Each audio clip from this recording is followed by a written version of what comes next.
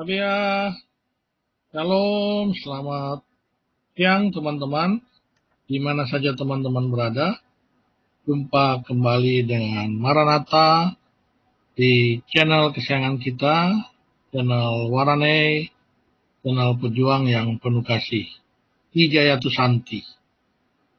Dari Puncak Cikala, saya mengucapkan selamat menyaksikan tayangan live ini. Di siang hari ini, teman-teman, kita akan membuat sebuah kajian terkait dengan kisah Musa ya. Latar belakangnya karena beberapa waktu lalu, di hari-hari yang kemarin saya melihat banyak pemberitaan tentang Musa yang perlu kita tekankan kembali ya. Di sini kita mau menekankan bahwa kisah Musa yang ada di kisah kitab RT 6 banyak terdapat kesalahan-kesalahan atau banyak terdapat hal-hal yang kontradiksi yang perlu dipertanyakan. Tetapi hal ini hanya bisa dipahami oleh mereka yang memiliki akal. Hal ini bisa dipahami apabila mereka memiliki otak yang penuh. Kalau otak separuh atau mungkin otaknya diletakkan di mana, lupa, sulit memahami hal ini. Makanya kita bisa melihat nanti dari komentar-komentar di live chat atau komentar-komentar setelah tayangan video live ini, kita bisa membedakan mana yang masih memiliki otak utuh, mana yang otaknya separuh atau otaknya sudah kosong. Oke, mari kita membahas topik ini teman-teman. Ini adalah kajian untuk kita supaya lebih memahami mana kira-kira ajaran kisah sesuai dengan kenyataan dan fakta yang ada ya. Kitab yang memang sesuai sejarah dan bukan kitab kutip sana kutip sini, apalagi yang berbasis pada referensi dongeng-dongeng nenek moyang. Nah teman-teman, kisah Musa ini banyak juga diceritakan di kitab RT 6 ya, tetangga sebelah kita. Ada satu kisah di surat Al-Baqarah ayat 61. Di situ teman-teman tertulis seperti ini. Dan ingatlah ketika kamu berkata, ini perkataan kepada orang-orang Yahudi ya. Hai Musa, kami tidak bisa sabar dalam kurung tahan dengan satu macam makanan saja. Sebab itu mohonkanlah untuk kami kepada Tuhanmu, agar dia mengeluarkan bagi kami dari apa yang ditumbuhkan bumi, yaitu sayur mayur, ketimun, bawang putihnya, kacang adasnya, dan bawang merahnya. Jadi rasanya variasi ya teman-teman ya, tidak hanya satu dua rasa tetapi bervariasi dari tumbuhan-tumbuhan, tanaman-tanaman yang tumbuh di bumi. Kemudian Musa berkata, maukah kamu mengambil yang rendah, ya rendah kualitasnya sebagai pengganti yang lebih baik? Artinya gini teman-teman, ya mereka orang Yahudi ketika keluar dari Mesir, mereka banyak menerima cobaan. Nah, salah satu cobaan mereka diberikan makan itu makanan dari sorga. Nah, itu kan ada di kisah Alkitab juga, yang kita kenal sebagai manna, ya. Tapi kalau di Al-Quran itu disebut manna dan salwa. Nah, orang Yahudi tidak senang dengan makanan tersebut karena setiap hari, setiap waktu mereka makan makanan itu. Mungkin awal-awal mereka suka. Tetapi karena mereka merasa bosan, mereka menuntut untuk Musa memberikan mereka makanan yang lain. Yang mana makanan tersebut tumbuh dari bumi. Seperti itu ya teman-teman ya. Kita lanjutkan ceritanya. Jadi Musa berkata, maukah kamu mengambil yang rendah sebagai pengganti yang lebih baik? Pergilah kamu ke suatu kota, pasti kamu memperoleh apa yang kamu minta. Jadi Musa menyuruh mereka cari aja di sana ya, di kota, tapi tidak disebutkan di sini. Biasa Al-Quran tidak pernah menyebutkan lokasi geografis. Lalu ditimpakanlah kepada mereka nista dan Kinaan, serta mereka mendapat kemurkaan dari Allah. Jadi mereka disuruh Musa untuk mencari ke kota, orang-orang pergi ke kota, tetapi mereka ditimpahkan nista dan kehinaan, serta murka dari Allah. Tadi teman-teman lihat bahwa yang memerintahkan Musa, ya, yang memerintahkan mereka untuk pergi mencari makanan itu Musa. Memang mereka mengeluh, mereka meminta ya kepada pimpinannya. Wajar kalau mereka meminta sesuatu yang lebih baik, gitu ya. Tetapi Musa memerintahkan mereka untuk pergi ke kota lain, tetapi mereka mendapat nista dan kehinaan, ya, serta mereka mendapat kemurkaan dari Allah. Hal itu dalam kurun terjadi karena alasannya ini. Mereka selalu mengingkari ayat-ayat Allah dan membunuh para nabi yang memang tidak dibenarkan. Jadi teman-teman catat, saya kasih kotak merah, yakni alasan mereka mendapat nista dan kehinaan, murka dari Allah karena mereka meminta kepada Musa untuk memberikan makanan yang terasa lebih bervariasi. Musa memerintahkan mereka untuk mencari ke kota lain, dan mereka pergi, tetapi Allah menimpakan mereka dengan murka, nista dan kehinaan, dengan alasan orang-orang Yahudi ini sering mengingkari ayat-ayat Allah dan membunuh para nabi.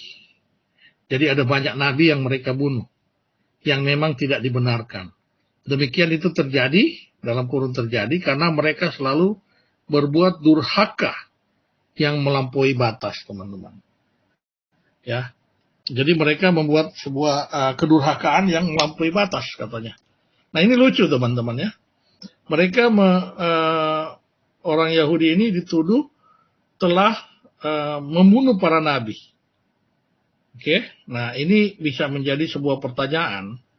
Kira-kira siapa orang-orang Yahudi ini?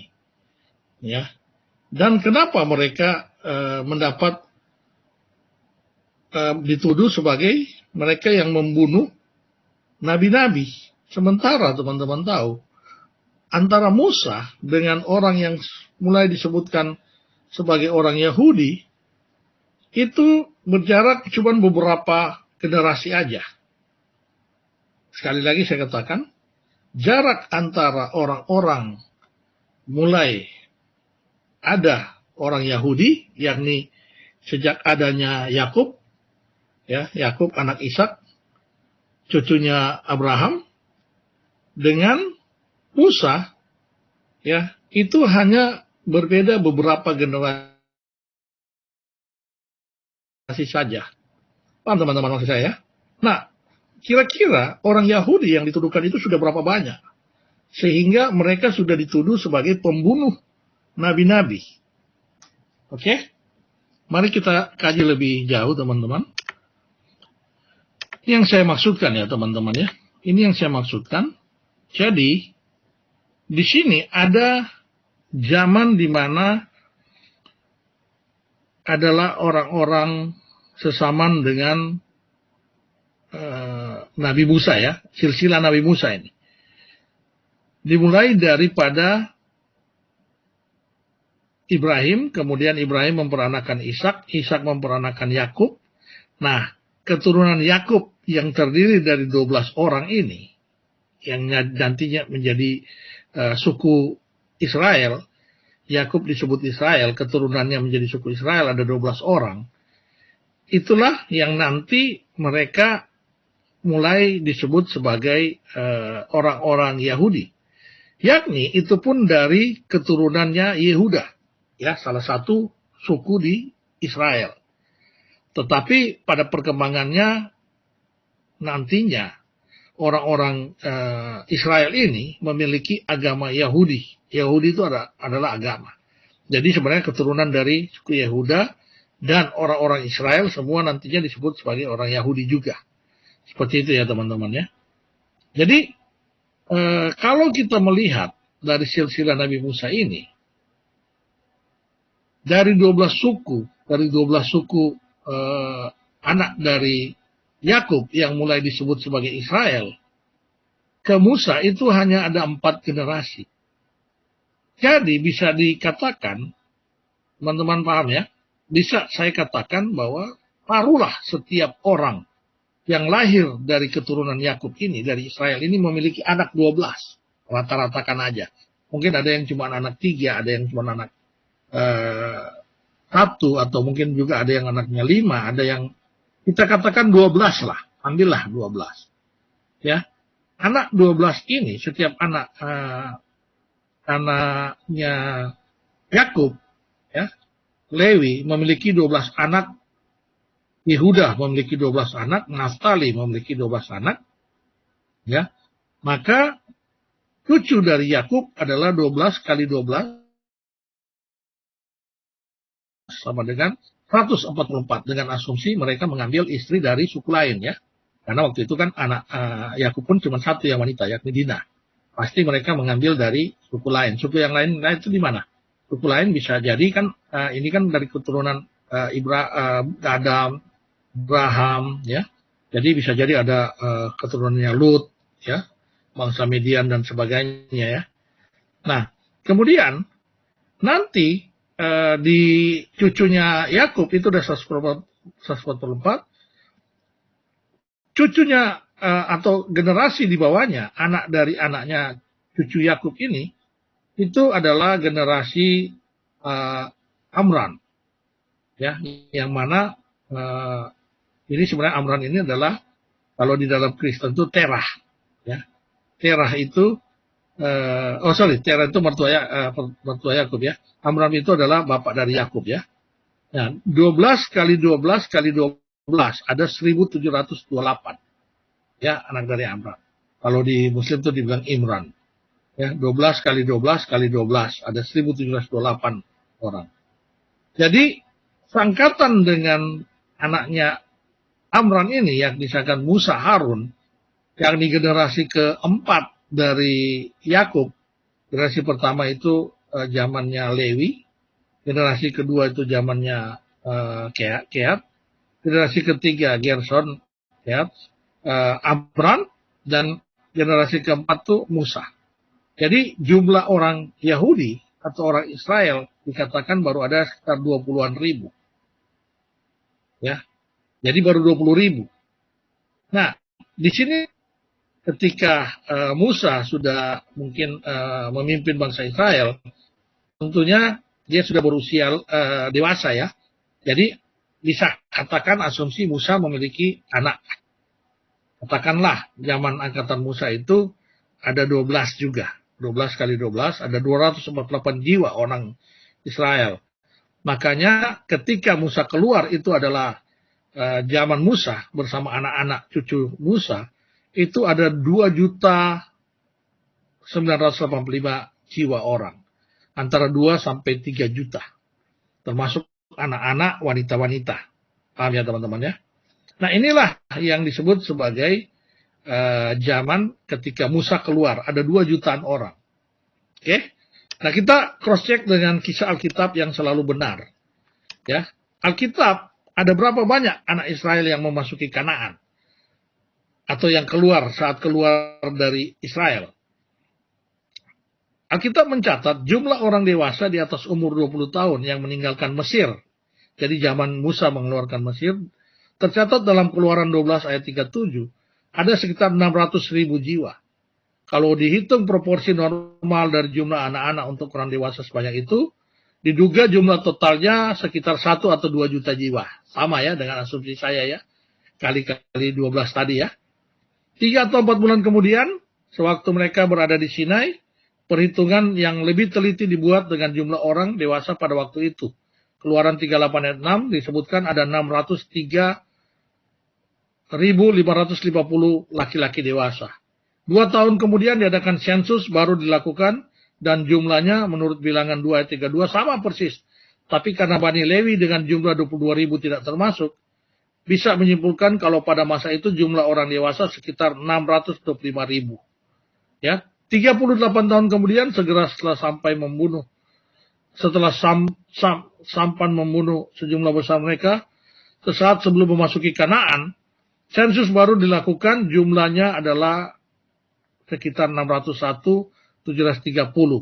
Jadi, kita bisa katakan jumlah orang Israel, Yahudi sekitar zaman Nabi Musa itu ada sekitar 2 jutaan orang. Sama seperti yang saya asumsikan hitung-hitungan tadi ya teman-teman ya. Jadi Alkitab ini tidak pernah salah. Walaupun di Quran sendiri tidak sedetail ini. Ya. Nah, saya mau tunjukkan bahwa 2 juta orang ini di zaman Musa atau sebelum Musa, siapa yang dituduh oleh surat Al-Baqarah ayat 61? Nabi-nabi, para nabi yang dibunuh oleh 2 jutaan warga Yahudi ini, teman-teman. Kira-kira teman-teman bisa paham ya, bahwa ada berapa banyak yang disebut atau dituduh para nabi yang dibunuh oleh sekitar 2 jutaan orang Yahudi ini. Oke.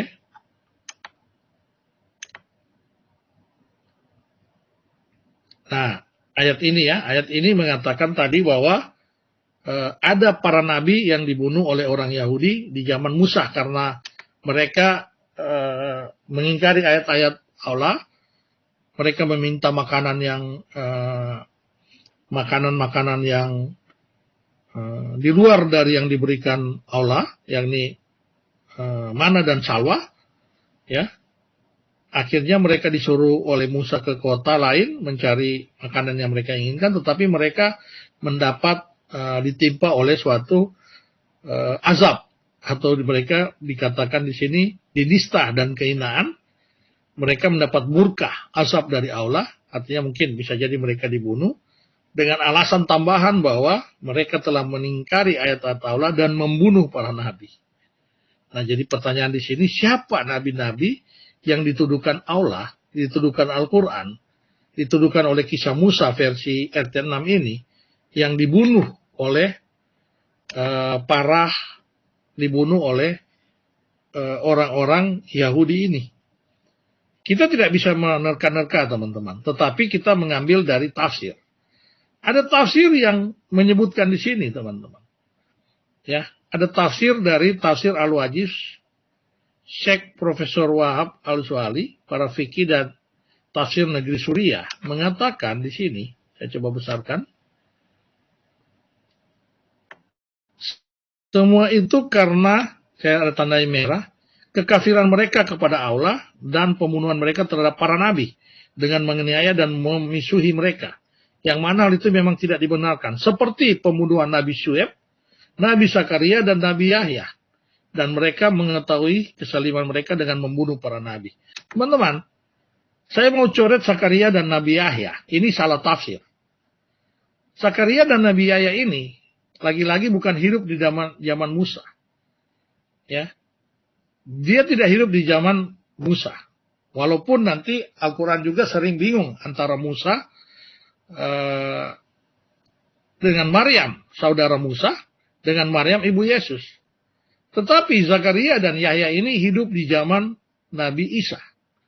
Jadi saya mau coret Zakaria dan Nabi Yahya, ini salah tafsir. Ya, paham ya teman-teman ya? Saking mereka tidak bisa mendapatkan siapa nabi-nabi yang dibunuh di zaman Musa, penafsir pun karang-karang aja, mengarang-arang bahwa yang dibunuh itu adalah Zakaria dan Yahya. Penafsir lupa kalau Yahya itu hidup di zaman Isa, bukan di zaman Musa. Ya, jadi saya mencoret Zakaria dan Yahya ini karena saya yakin ini kesalahan tafsir. Nah sekarang Syuaib. Syuaib ini siapa? Apakah Syuaib juga adalah nabi-nabi yang dibunuh oleh orang Israel? Paham ya teman-teman ya? Jadi Zakaria dan Yahya sudah kita coret ya, tinggal Syuaib. Mari kita cari tahu siapa si Syuaib ini. Ya, Syuaib, siapa kau Syuaib? Nah, Syuaib ini kalau dilihat dari silsilah Quran, ya, saya cari-cari literatur mengenai Syuaib. Si Syuaib ini adalah katanya dia adalah keturunan dari Madyah. Madyah itu Madian. Madian itu kalau di Al-Quran disebut Madian, tapi kalau di Alkitab itu disebut bangsa Midian.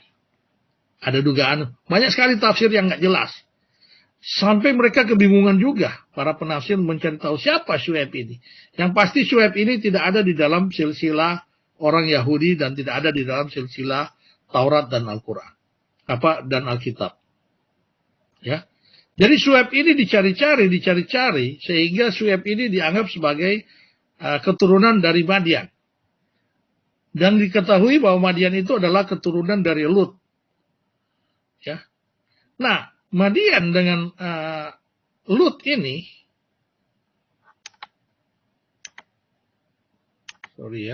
Madian dengan Lut ini sebenarnya dia hidup tidak di zaman Musa juga. Ya, jadi dia masih bisa dikatakan kalau dia adalah cucu dari Lut. Lut itu adalah sebangsa dengan Israel. Sueb ini sebenarnya lahir sebelum adanya bangsa Israel gitu. Ya, dan ketika dicari-cari cerita Sueb ini pun tidak ada kaitannya dengan dia dibunuh oleh orang Yahudi. Paham ya? Jadi sebenarnya Muslim sendiri kebingungan mencari tahu siapa nabi yang dibunuh oleh orang Yahudi. Karena pertama jumlah orang Yahudi itu tidak sebanyak yang dia kira. Al-Quran salah mencatat. Sementara orang Muslim sendiri percaya bahwa nabi yang hidup di antara zaman Yakub, ya, zaman Yakub itu menganggap Yusuf, dan Musa itu hanya ada 2 nabi. Nabi Yusuf, keluarga saudara-saudara Yusuf itu tidak ada yang disebut nabi sama mereka, termasuk Benyamin. Ya, hanya ada Nabi Yusuf. Yusuf dianggap sebagai nabi, ya, karena dia diincar, katanya dituduh berselingkuh dengan Zulaikha. Kalau di Alkitab disebut sebagai istri Potifar, kalau di Al-Quran nggak ada disebutkan, cuma disebut seorang wanita, tetapi penafsir mengatakan namanya Zulaikha, nggak tahu Zulaikha dari mana, ya. Nah, kemudian ada nabi lain adalah Harun. Jadi cuma ada 2 nabi antara Musa dengan Yusuf, yakni Nabi Harun. Sementara Sueb, kemudian ada Ayub, ya, kemudian ada Zulkifli dan sebagainya, itu tidak hidup di zaman Yakub, Yusuf dan sebagainya. Seperti itu ya teman-teman ya. Nah, jadi sebenarnya Muslim tidak bisa menjawab kalau ditanya siapa yang dibunuh. Di sini ya. Sementara memang Alkitab sejak Perjanjian Lama, Perjanjian Baru, bahkan Yesus mengatakan memang ada nabi yang dibunuh oleh orang-orang Yahudi. Tetapi nabi yang dibunuh oleh orang-orang Yahudi yang dicatat oleh Alkitab di kitab Yehezkel dan Matius, itu mereka hidup setelah zaman Nabi Musa. Paham ya? Jadi tidak ada Alkitab atau Taurat atau Talmud, Tanakh dan sebagainya yang mencatat bahwa ada nabi yang hidup sebelum Nabi Musa, yang nabi yang dibunuh oleh orang Yahudi sebelum zaman Nabi Musa. Ya. Jadi ini adalah satu kekeliruan yang dicatat oleh sejarah yang ada di kitab RT6, teman-teman. Nah, kalau saya menantang teman-teman dari RT6, kira-kira buat kajian seperti ini, siapa nabi yang dibunuh Israel di zaman Nabi Musa? Wah, ini bisa dapat penghargaan Nobel Kadrun ini, Nobel Kadrun. Satu penghargaan ya. Coba cari tahu siapa nabi-nabi yang dibunuh Israel di zaman Nabi Musa sesuai yang dituduhkan oleh Allah SWT di Al-Baqarah ayat 91 ini. Ya, kitab mereka tidak akan bisa menyebutkan siapa. Tetapi mereka mau cari sana sini, mau cari di Alkitab, mau cari di Taurat, cari di Injil, tidak akan juga menemukan karena jarak di antara Israel, Yakub ke Musa itu bangsa Yahudi itu bukannya bangsa yang besar. Mereka baru berada pada jumlah yang terbatas. Ya. Tetapi ketika zaman Yesus mengatakan nenek moyang Israel membunuh nabi-nabi. Ya, yang ada di kitab Matius tadi, ya, dengan membandingkan di Yehezkel 16 ayat 23 ini. Teman-teman paham maksud saya ya? Yang ada di Matius 23 ayat 97 ini. Matius 23 ayat 9, Yesus berkata, celakalah kamu, hai ahli-ahli Taurat dan orang-orang Farisi, hai kamu orang-orang munafik, sebab kamu membangun makam nabi-nabi, memperindah tugu orang-orang saleh dan berkata, ya. Jadi mereka ini, jika kami hidup di zaman nenek moyang kita, tentulah kami tidak ikut dengan mereka dalam pembunuhan nabi-nabi itu. Jadi sebenarnya ada memang, ya. Kitab-kitab sebelah dengar bahwa Alkitab mencatat bahwa orang Yahudi ini tukang membunuh nabi-nabi. Ada. Tetapi dia terlalu cepat mencatat di Al-Baqarah 2 ayat 61, yakni zaman Musa. Sama persis bagaimana dia mencatat yang namanya Samiri. Orang-orang Samaria yang hidup di Nabi Musa. Teman-teman paham ya? Jadi Al-Quran ini terlalu cepat mencatat orang-orang yang Samaria yang hidup di zaman Musa, yang menyembah patung-patung. Katanya yang orang-orang Samaria ini dituduh yang membuat patung lembu ya. Patung lembu itu patung patung lembu yang disembah oleh orang Yahudi di Bukit Torsina, di Bukit Sinai. Ya, katanya itu adalah orang Samaria. Sama persis Al-Quran terlalu cepat juga mengatakan bahwa orang Yahudi membunuh nabi-nabi. Memang mereka dengar ya, yang mencatat Al-Quran ini, ya, Aulas SWT ini, samar-samar mungkin mendengar yang namanya orang Samaria. Samar-samar mendengar bahwa orang Yahudi ini membunuh nabi-nabi. Sayangnya Aula SWT ini terlalu cepat gitu, terlalu cepat mencatat di dalam Al-Quran. Ya, entah Aula SWT ini tahu bagaimana, ya, karena Allah SWT Maha tahu, sehingga terlalu cepat dia mencatat di mana orang Samaria belum ada, di mana orang-orang Yahudi yang membunuh nabi-nabi ini belum ada, teman-teman. Gitu ya. Nah, ini ada Nugraha Saputra nih. Kalau ada Muslim yang pingin berdebat, saya kasih Muslim aja dulu, teman-teman ya. Prioritas Muslim aja ya. Itu ya. Si Nugraha kalau mau menjelaskan silakan ya. Sini sudah ada link channelnya. Mari kita berdiskusi. Anda tolong menjawab ya, siapa sebenarnya nabi-nabi yang dibunuh di zaman Nabi Musa ini. Ya, apakah Allah kamu tidak terlalu cepat membisikkan kepada Jibril dan Jibril membisikkan kepada nabimu untuk mencatat di kitab Al-Baqarah ini? Yakni di zaman Musa sudah ada orang yang nabi-nabi yang dibunuh oleh orang Yahudi. Sama seperti yang bangsa Samiri, bangsa Samaria. Nah, silakan Nugraha Saputra kalau Anda berani untuk mempertanggungjawabkan kitab Anda di sini.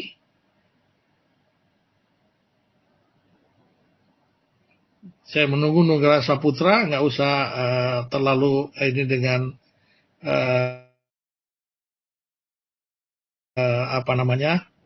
ini pun yang dia bahas di live chat pun masih terkait dengan hadis ya, hadis yang tak jelas. Mereka sendiri mengatakan hadisnya mereka sendiri tak jelas.